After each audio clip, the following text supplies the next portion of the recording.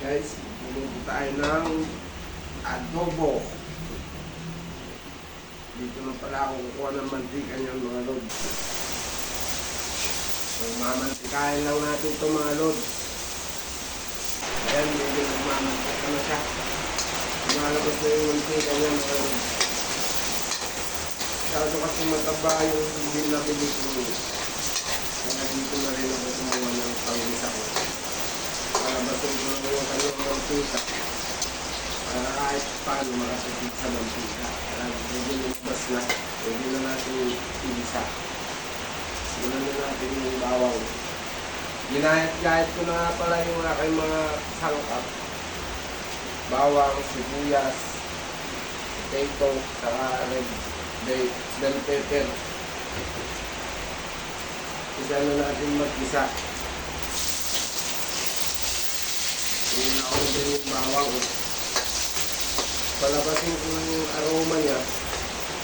Yung sibuyas. Na rin yung baboy.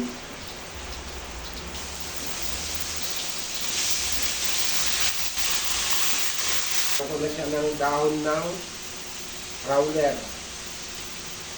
Sa Ilocano, kanela. Ang pabango. Tapos, paminta. Diyan ko na rin ng patis. Ang padagdag aroma na rin. Ginisamix. Ang palasa. Ang bango na siya mga lods. Alagyan ko pa ito ng tubig para lumambot konti yung kanyang pork.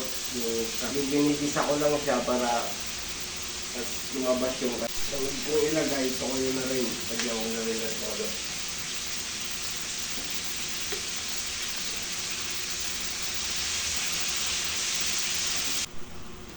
Lagay ko na rin yung tubig.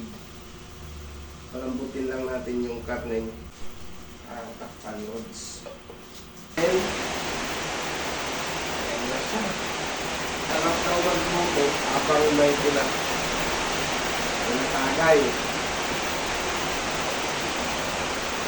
Ilagay ko na rin yung patatas para lumambot na rin.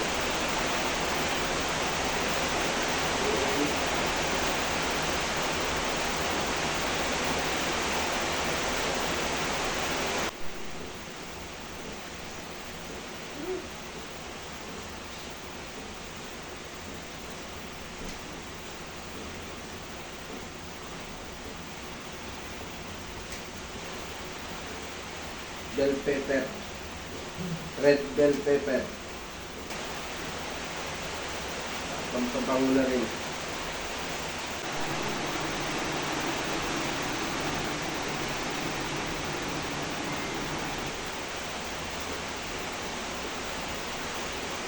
Medyo nagbantika na siya. Lalagyan ko na siya ng datot suka.